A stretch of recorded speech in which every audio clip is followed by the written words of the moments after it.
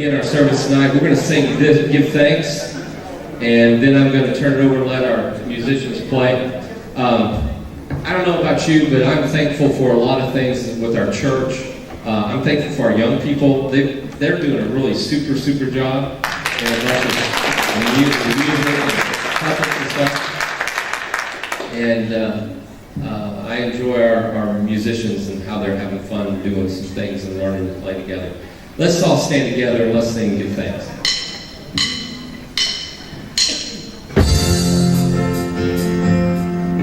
Give thanks with a grateful heart. Give thanks to the Holy One. Give thanks because He's given Jesus Christ, His Son. Give thanks with a grateful heart. Give thanks to the Holy One. Give thanks because He's given Jesus Christ, His Son.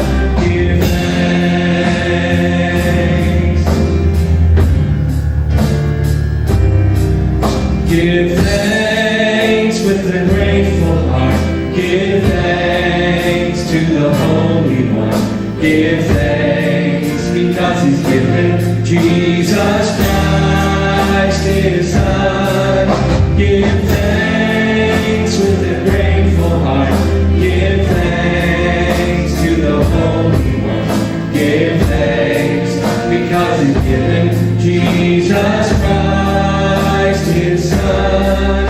And now let the weak say, I am strong. Let the poor say, I am rich, because of what the Lord has done for us. And now let the weak say, I am strong. Let the poor say, I am rich, because of what the Lord has done for us, for us. Give thanks with a grateful heart. Give thanks to the Holy One. Give thanks because He's given Jesus Christ, His Son. Give thanks with a grateful heart. Give thanks to the Holy One. Give thanks because He's given Jesus Christ, His Son. Give thanks.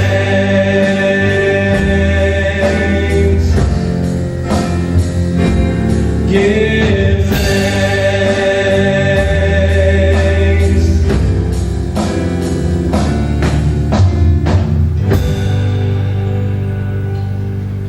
Does anybody have something they're thankful about that they'd just like to share with the rest of us? Just, yes? I'm thankful for Jesus that saved my soul. Okay. Anyone else? Got Pat home last night. Okay. Got Pat on your side? Got her home. Got her home. Got her home. Okay. Someone else? I'm thankful that God moved you over here. Okay. We're glad you're singing in the choir. Okay. Someone else. Something you're thankful about. Yes. I'm thankful for my kids. Okay. Thankful for kids. Anyone else? Alan, Yes. I'm thankful for all of my new friends here at Bel Air. Okay. New friends at Bel Air. Yes. Anyone else? Yes. Okay. Freedom to come to church and worship. Yes. I repeated it so they could hear in the back. Okay. Someone else? Let's pray. Would you lead us in prayer? Too? Precious Heavenly Father, we come before you this evening with thankful heart. We have so much to be thankful for. You're so good to us. Bless them with that. Father, we love you. We praise you. We thank you for the opportunity that has been said that we can come here tonight. We have that word that we can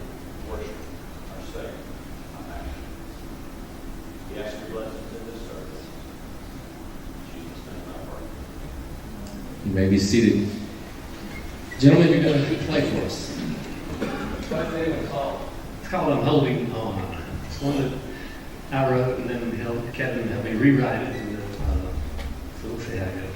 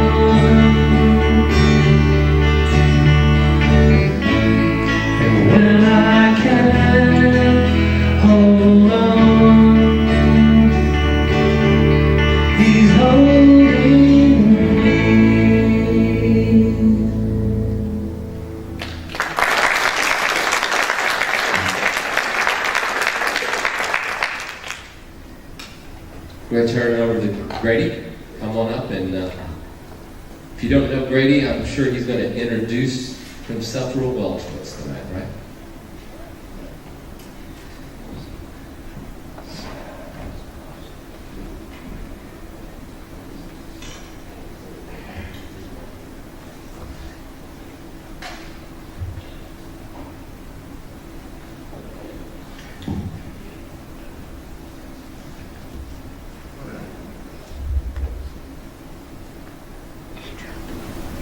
I'm here tonight to tell you all a little about Belize and what I've experienced there. Belize is a small country. I think it's 180 miles north to south, and it's about 100 miles wide. 250,000 people, third world country. Mexico's to the north, Guatemala's to the south, and the Caribbean Sea is on the other side.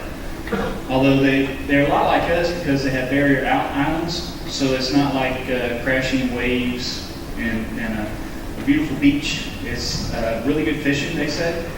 And then if you go to San Pedro Island, some of the best snorkeling, scuba diving, second largest barrier reef, swimming, stuff like that. So my first trip down there was with another church, and we had heard about it through a man that came and gave a speech on Operation Christmas Child. And we found out that he was married. He was from Honduras. He's married to a lady from Hattiesburg, and her dad was the director of the school in Belize. So that was our connection. We found out about it. So we went down the first time to check the place out, and it was a wonderful program. It's a 3-year school.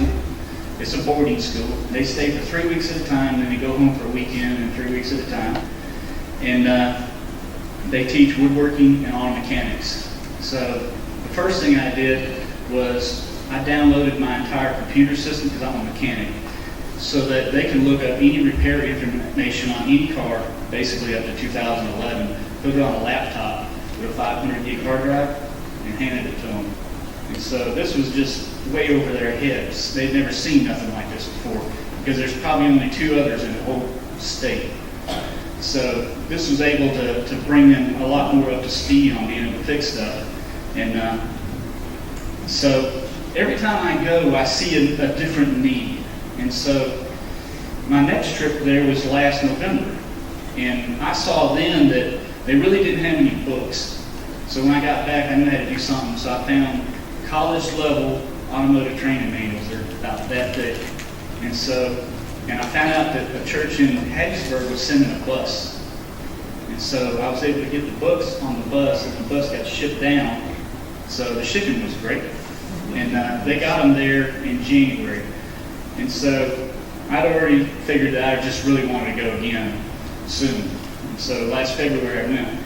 But what I did, I called Global Outreach, who's based in Tupelo. And let me tell you about them first. They've been around a little while, and they started Belize in '85. And today they have 238 missionaries in 45 countries. So it's a really tight organization. And so I called Global, and I said, I kind of think I need to go. I feel like I need to be there. And they said, well, we'll call you tomorrow. I'm going to check into it, because they had a team from Tennessee going, and they said I could tag along with them. And so they called me the next day, and he says, you're not going to believe it. Belize is asking if anybody from Tennessee is a mechanic. So that was my confirmation. So when I showed up, they had a bus from another ministry down there that it would run, kind of. It wouldn't shift. And they had it checked. The local shop said it needs a transmission, a couple $1,000. And so I said, well, they said, you can fix that, right? And I'm thinking, no. Well, I can. But God could. So we got in there and got to checking it. And that system runs on a computer, and you don't turn the computer on, it can't really work. Well, it had broken wires somewhere in the system. The computer wasn't even turned on. So I ran an extra wire, and bingo, started shifting and saving a couple grand. And so I was amazed at what God could do, just something so simple, like that. So that whole week, it was just problem after problem and working through solutions and fixing just about everything I had. Because just about everything I had wouldn't hardly run. And it was just crazy. So the team from Tennessee, I got pictures, and I'll show you them later, but there was 11 of them. And there's one guy in that group had been down there for 23 years, at least once, maybe twice a year, for 23 years to Belize. So he knows the ropes, and he knows what the boys need. Very involved. And actually, he said when he went back last February, his goal for this year was to try to raise $20,000 for the school, doing fundraisers, projects up in Tennessee. But towards the end of the week, they had a game night planned for the boys. So they got in the main dining hall and moved all the chairs around and stuff, and all them sat. And next thing you know, Javier, the shop teacher, comes up and says, I want all mechanic students up here. And I'm thinking, what is he doing? And so next thing you know, he calls me up there. And I'm thinking, what's up? So he handed me this. And only a gearhead could really enjoy this. It's a rod and a piston. But they all engraved it with their names. I cried. I cried. Completely blown away. But the heart of these people is infectious. So let me run through some more pictures. That there is the main dining hall. When you're coming in the gate, that's one of the first things you see, the global outreach sign. The property is 88 acres, and it's pretty well manicured. It's in really good shape. Across the street is where a lot of the teams, the bigger teams, come in. There's 4 rooms and 3 bunk beds in each with a shower and air conditioning, which is a pretty good option to have in Belize. And we stayed there the first time. It's really nice. This is one of the washrooms there. And this is the new dormitory. That was taken in February when I first got there. And it's all solid concrete. They back in a pumper truck and poured concrete forever, it seemed like. And this is a little later on. Well, it's in March. We started putting up the trusses. And today, I think by this week, the thing is completely finished. And I think the kids have moved in the upstairs. The downstairs is for the first and second year students, and upstairs for seniors. And this is where I spend most of my time here. That's the mechanic shop is kind of in the middle, and the woodworking shop's to the left, and the dining hall's there to the right. And our trip this time in October, we stayed in this is house number 1, and this is the view from the front porch. This is out looking at the soccer field out front. And you notice the guy pushing the lawnmower. Can you imagine cutting that entire football field with 5 push mowers? It happens. They all have jobs, and they rotate them out. So 4 or 5 of them will be pushing mowers this week, and another 4 or 5 will be doing it next week. So the boys, they don't just sit around and work. And they know how to work. This is inside the house number 1. It's mainly mahogany. They got mahogany like we got pine. And so it's some of the most beautiful woodwork you ever want to see. Now this is Neil and Trish. They're the 2 missionaries that are there full time, and they're from Amarillo, and just a wonderful couple. My hat's off to them for what all they do for that school, and it's so much that goes on, and it all gets done. It's just amazing. This is the church is about half mile down the road, and all the boys go every Sunday, and that's probably the bus beside it. And this is the inside. This beautiful tile floor, beautiful wood ceiling, stained glass windows. It's really nice. This is the pastor at that church. I told you that they started Belize Votech in '85. He was one of the first class that came through. He graduated in '88. He was able to get a sponsor here in the States to bring him to the States to pay his way through college. He became an accountant, was always good with numbers, and so ended up moving back to Belize, became an accountant, and was very successful, known throughout the country.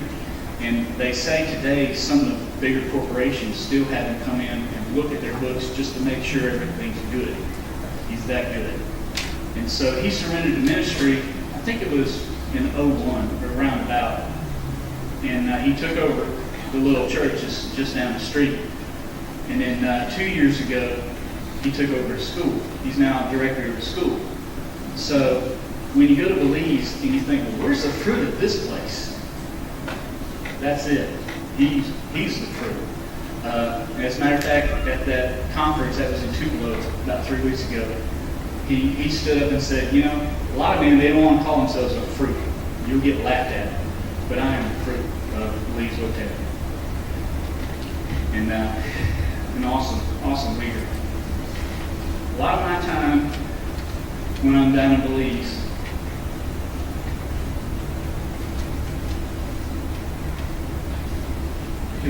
underneath something, along with however many boys it takes to fix it.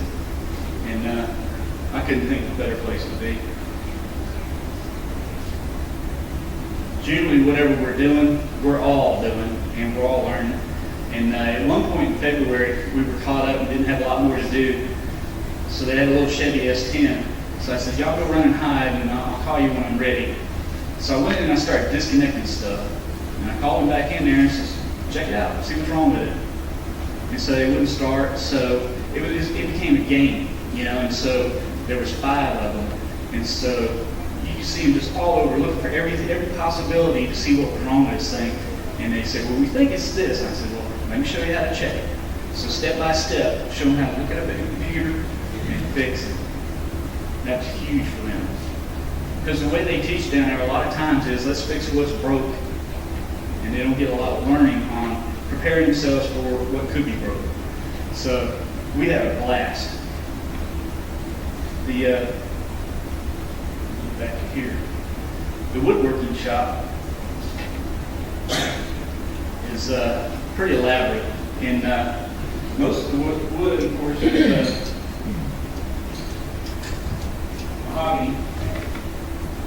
And that's the woodworking. They make chairs, tables, furniture, cabinets, and cupboards. And we have extras.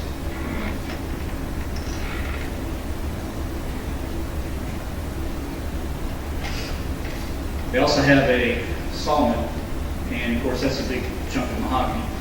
And I was watching one day, and they had a huge log, and I just wanted to see them cut it. And they were putting out 1-inch thick, 18-inch wide slabs of mahogany. Yeah, it's beautiful, beautiful wood. And of course, they mill it there on site. They have a kiln where they stand it up in there and just basically sun dry, and then move it into the shops and start working it over. And some of the colors, and it's just gorgeous. On this trip on a Saturday afternoon, we took them down to eat ice cream. And it's a 2-story building there, and we're sitting on the balcony looking out, and this is kind of a picture of the center of town. It's Belmont, and it's the capital city. A couple of views of that. And right after that, we went and watched I think it was the Belizean national team.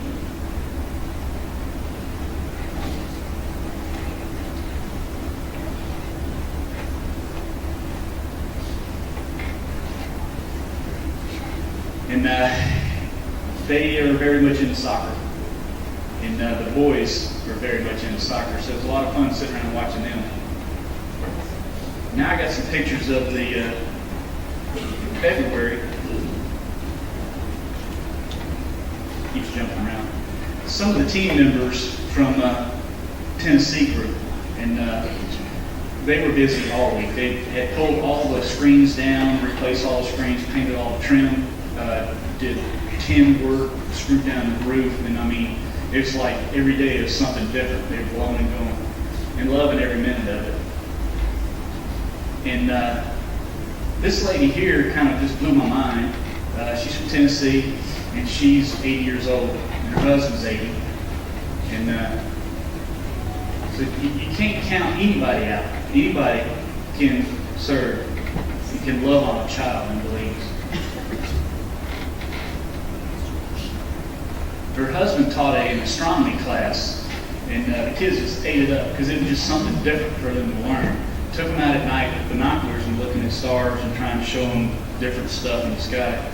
And it was just amazing how the boys reacted to different kinds of teaching. And so they just ate it up. This is the little one. We call them mussels. And I think it just kind of fits. Roden, I think that was his name. And then I think that was Edgar. Anyway, big boys. This is all the boys hanging on the side of the new dormitory. This, at that point, was about 99% complete. And they're hanging up a sign, and it says TMMG, which is Tuesday morning Bible study, Tuesday morning men's group.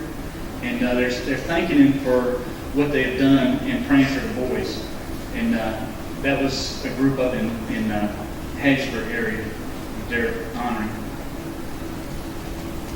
Now this is the boys in their new Gulfport Admirals soccer team outfits. I think they look pretty sporty.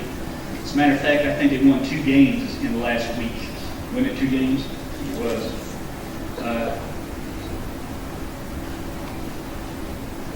Now this is Oscar.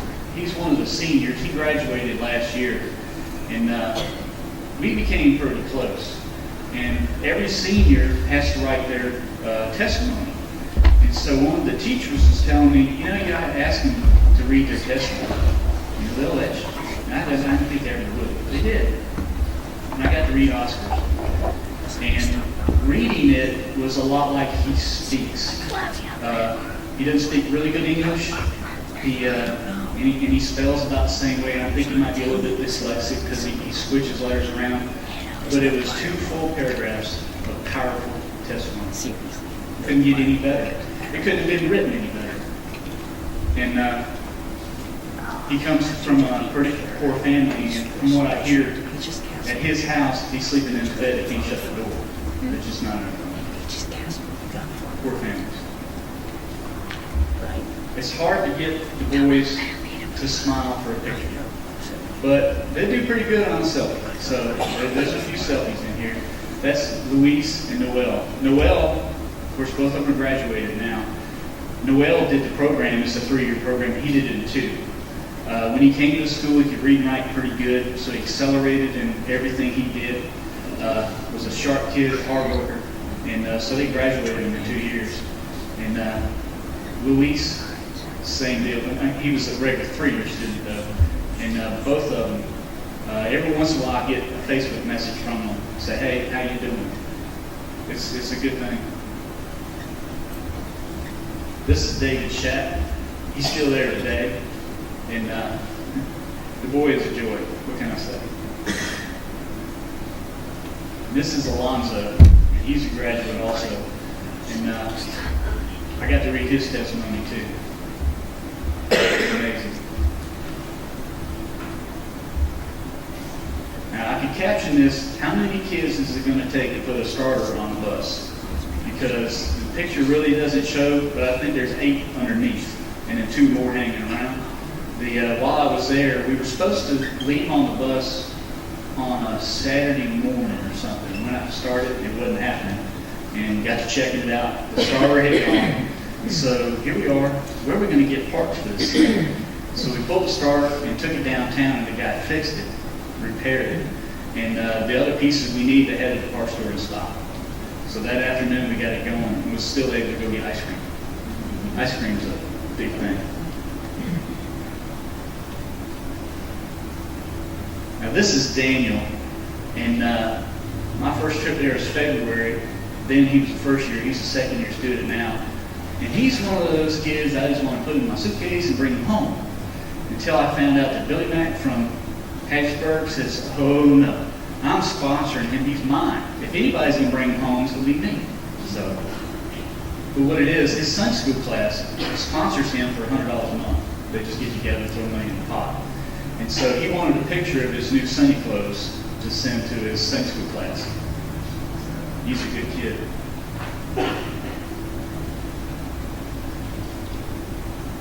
This is the graduates from last year.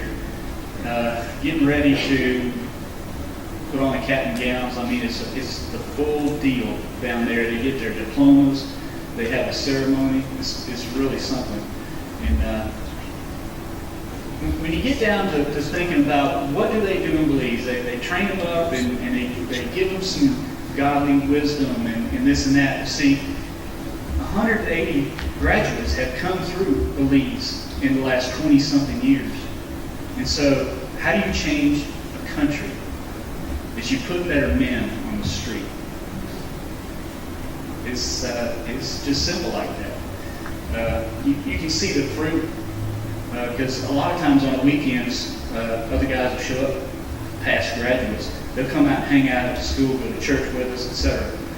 And they're always looking for that connection. So just because the kids have graduated doesn't mean you're not going to see them. A lot of them will come back to the school off and on. and hang out. We want to see what's going on.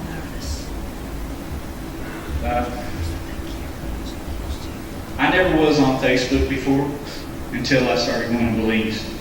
And like I was telling Brian,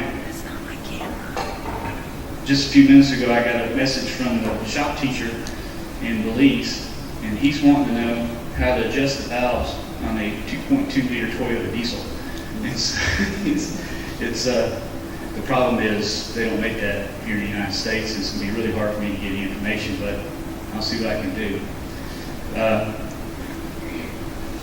And Facebook, we just got a message from Trish, the missionary in the picture there, and I'll read it to you. It says, "This morning I was walking back to the house after devotion, and I heard one of the boys singing very loudly, 'Great is the Lord and worthy of glory.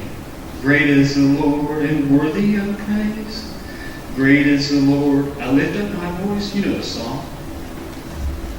And he was singing it with a smile.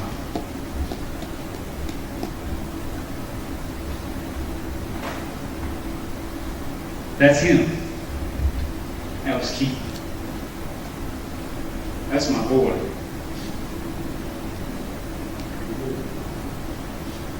I'm trying to think of how it could get much better. And I know it will. We sponsor 5, and it's minimal stuff. It's just $10 a month, and it's just a drop in the bucket. Full sponsorship is like, I think, $450-ish, and there's no way we can do that for 5 boys. Although I'd love to, but the names and the faces mean everything. Oh, and this is Fernando, also known as Facebook Fernando. Most of the time you'll get a message, "Hey, how you doing?" And then you tell him, "I'm doing this, I'm doing that." And he'll text back, "That's good." It's like pulling teeth trying to get him to say anything other than 2-word sentences. For each boy, they have a story. And there's one of them here has 11 brothers and sisters. A lot of them are from real poor families. They have a waiting list to get into the school. And so a team from the school goes to visit each home at the beginning of the year to look at prospects for coming to the school. And I think they took in 18 first-year students, and I think 3 of them have dropped out, if I remember right, since then, which is not unusual. A lot of what really just gets to you is the letters. And I've been down, this was my 4th trip, and Sandy went with me this time, so she must have had an impact because now we're getting letters.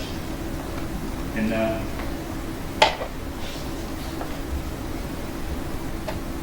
I think I'm just going to let y'all just pass this around maybe and let y'all just kind of look at what they write and how they write. And that'd probably be the best thing to do. Also, we got another Facebook deal. Sandy went and got hoodies for all first and second year boys, and went to Goodwill and the thrift stores and stuff. And we pretty much knew their sizes, and we packed them in an old suitcase. And when Frankie was here at Tupelo, we was able to give him the suitcase, so he took it home with him. I told him, don't unzip it because it will explode. It was so packed, so tight. But we got a picture of all the boys wearing their hoodies, and then they all signed it saying thank you. So that's something.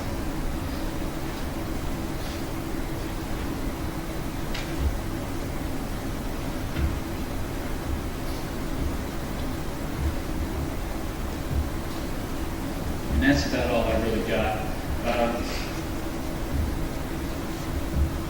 Anyone that is interested, what I tried to do was I got an email, and I couldn't figure out how to load it into the program to where it would show the faces of the boys who don't have any real sponsorship or any pen pals. Pen pals are very important. Just a connection to the States, go back and forth. And the way that works out is, if you write a letter, you can email it to Trish. Trish prints it out and gives it to the boy. And then she makes sure they do something about it, like write something back. But then what you'll get back is handwritten, she'll scan it and then email it. So then you can print it out and get what I've got. And so it's more personal, it's not typed. It's handwritten. And so you can see how well they're doing on their English. Because there was a 12, 13-year-old boy who couldn't read or write. Nothing. And so we're kind of looking at maybe a hooked on phonics type thing to where they can accelerate their English learning, which will get them further along in their studies all over the map. So that's where my heart is. I've got 2 teams now who want me to go with them in February. David Lane and the group from Tennessee, they're talking about going down and spending 3 weeks, and they want to teach framing, how to frame a house. And because what the woodworking they're doing is great, but you don't need furniture every day. Everybody needs a house. And so if they can leave there with that skill, a little bit of money in their pocket later on, they can build their own house. And so the idea was to spend a week with 4 weeks, run through, build a shed, or build something, tear it down, and let the next group do the same thing again, to where all of them that want it can get it. And then the group from Hattiesburg wants to go down and tear down the old dormitory that the new one is replacing. And so tear down and try to reclaim as much of that material as possible to use in other projects. And so both of them are saying, hey, come with us. Hey, come with us. So I'm telling you, the opportunity is there. The door's wide open. And Belize is really easy to get to. You can leave here about 6 in the morning, fly to Atlanta, get on another plane, and be in Belize by lunch. It's a 3-hour flight from Atlanta. Ain't nothing to it. Get your passport. Let's go. Let's go. I'll show you how to get there. I'll show you how to get around the country a little bit. And there's one picture I didn't pass over. I can't find it now. On Saturday afternoon, we were able to make a little side trip, and we went about 30 miles out of town to Clarissa Falls. And it's kind of like a resort area, and there's rapids and rushing water and all this, and a little restaurant. And some of the best chocolate shakes ever. So that was one of the highlights of the trip. Thank y'all for putting up with me. If you have any questions, call me, stop me. I'd love to tell you more. I guess I could tell you the frog incident. My first trip there, it was the last day, and we was drinking coffee in the morning, and Brian Yates from Michael, he said, here, you want some more of this coffee? Yeah, okay. So I'm drinking, he's drinking, we're the only ones drinking. So he pulled out the filter basket to clean it out for the next group coming in, and there was a frog in it. So immediately I started going, rid it. You know, so, and it's funny because this week I heard something on the news that they're talking about how if you boil a frog, it's good for you or something. I didn't read a whole lot into it. So, and of course, every time I go down there now, I look for a frog in the pot. Thank you very much.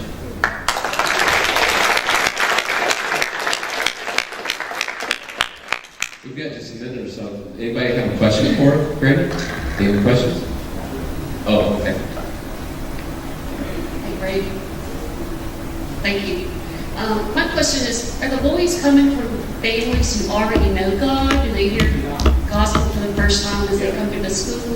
They get the gospel every morning. There's devotional time right after breakfast. And then they have Bible classes where they teach the Bible also. So they get it every day.